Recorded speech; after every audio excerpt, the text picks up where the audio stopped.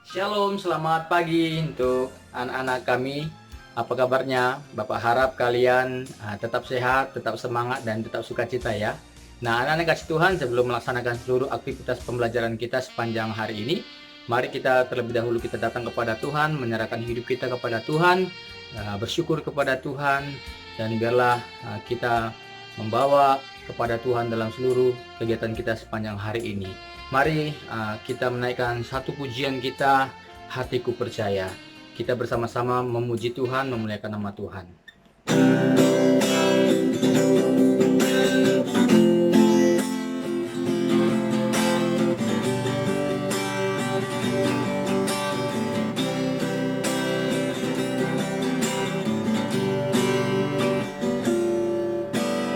Saat ku tak melihat jalanmu, saat ku tak mengerti rencanamu, namun tetap ku pegang janjimu. Pengharapanku hanya padamu. Hatiku percaya, hatiku percaya, hatiku percaya, hatiku percaya, selalu ku percaya, hatiku percaya, hatiku percaya, hatiku percaya, hatiku percaya, selalu ku percaya. Baik anak-anak, sebelum kita mendengarkan kebenaran firman Tuhan, mari kita persiapkan hati kita dengan kita datang kepada Tuhan untuk berdoa. Mari kita bersatu dalam doa. Bapa yang baik, Bapa yang bertata di kerajaan surga, puji dan syukur kami naikkan kepadamu Tuhan, untuk hari yang baru yang Tuhan berikan bagi kami, dan kami akan merenungkan kebenaran firman Tuhan untuk menjadi landasan kehidupan kami menjalani sepanjang hari ini. Demi nama Tuhan Yesus, Tuhan, kami berdoa dan mengucap syukur. Amin. Baik anak-anak kasih Tuhan, kita akan merenungkan kebenaran firman Tuhan yang terambil di dalam Mazmur pasal 105 ayat 12 sampai 22. Mazmur 105 ayat 12 sampai 22. Demikian firman Tuhan. Bapak akan membacanya untuk kita beberapa ayat. Mohon bisa membuka Alkitabnya dan bisa kita melihat dan merenungkannya. Demikian firman Tuhan. Bapak baca ayat yang ke-17 sampai 22. Diutusnyalah seorang mendahului mereka, Yusuf yang dijual menjadi budak. Mereka menghimpit kakinya dengan belenggu, lehernya masuk ke dalam besi. Sampai saat firman-Nya sudah genap dan janji Tuhan membenarkannya, raja menyuruh melepaskannya, penguasa bangsa-bangsa membebaskannya. Dijadikannya lah dia tuan atas istananya dan kuasa atas segala harta kepunyaannya, untuk memberikan petunjuk kepada para pembesarnya sekehendak hatinya dan mengajarkan hikmat kepada para tua-tuanya. Demikianlah pembacaan firman Tuhan pada hari ini. Anak-anak kasih Tuhan, renungan kita pada pagi hari ini yang terambil dalam santapan harian dengan tema pemeliharaan Tuhan. Pemeliharaan Tuhan. Nah, anak-anak kasih Tuhan, bangsa Israel dimulai dari sebuah keluarga kecil, ya, mereka mengembara dari satu bangsa ke bangsa yang lain dan dari satu suku ke suku yang lain. Nah, anak-anak kasih Tuhan, dalam hal ini, ya, kita bisa melihat bagaimana Tuhan menjaga dan memelihara mereka dengan luar biasa, ya. Mazmur ini ditulis dengan sebagai ingatan yang kolektif kepada orang-orang Israel sebagai bangsa yang kecil dan lemah, ya. Israel itu bangsa yang kecil, ya.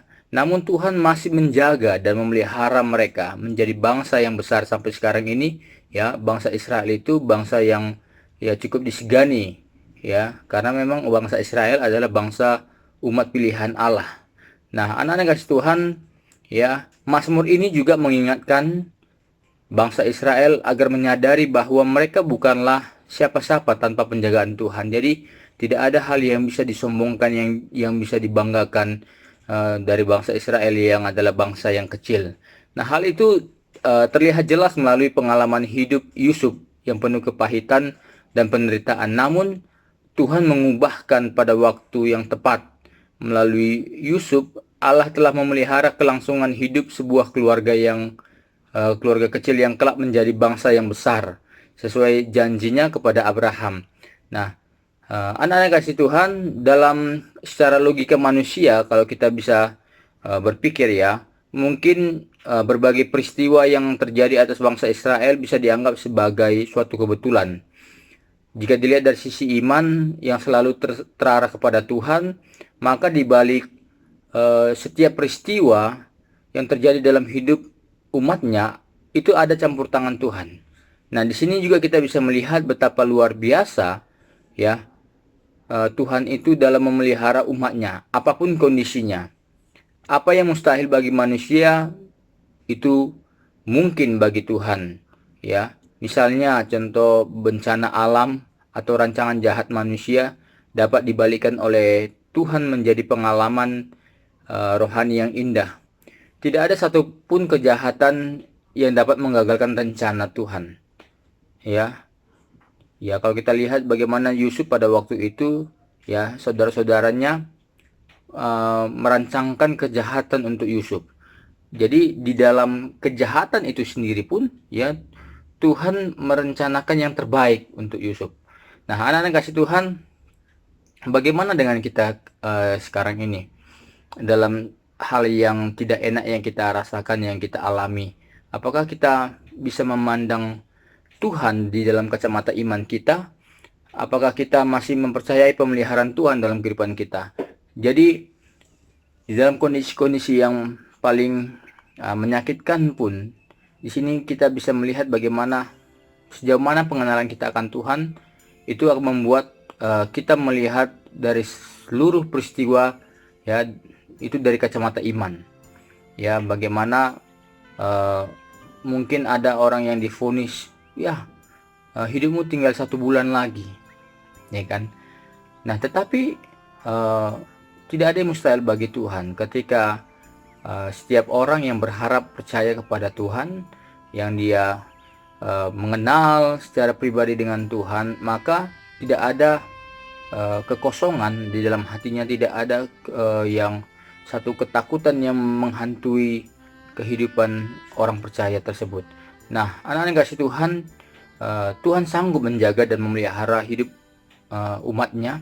Ya, karena itu jangan pernah ragu untuk mempercayakan hidup kita dalam pemeliharaannya yang ajaib dan perlindungannya yang penuh kasih. Apa yang menjadi ketakutanmu, bawa kepada Tuhan dan tetap melekat kepada Tuhan, dan terus berseru kepada Tuhan, percaya dan mengandalkan Tuhan sepenuhnya, maka disitulah ada damai sejahtera, disitu ada kekuatan.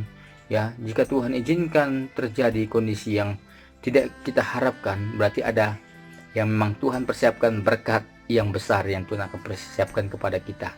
Baik anak-anak kasih Tuhan, biarlah melalui renungan firman Tuhan pada hari ini dapat menolong kita, menguatkan kita di dalam seluruh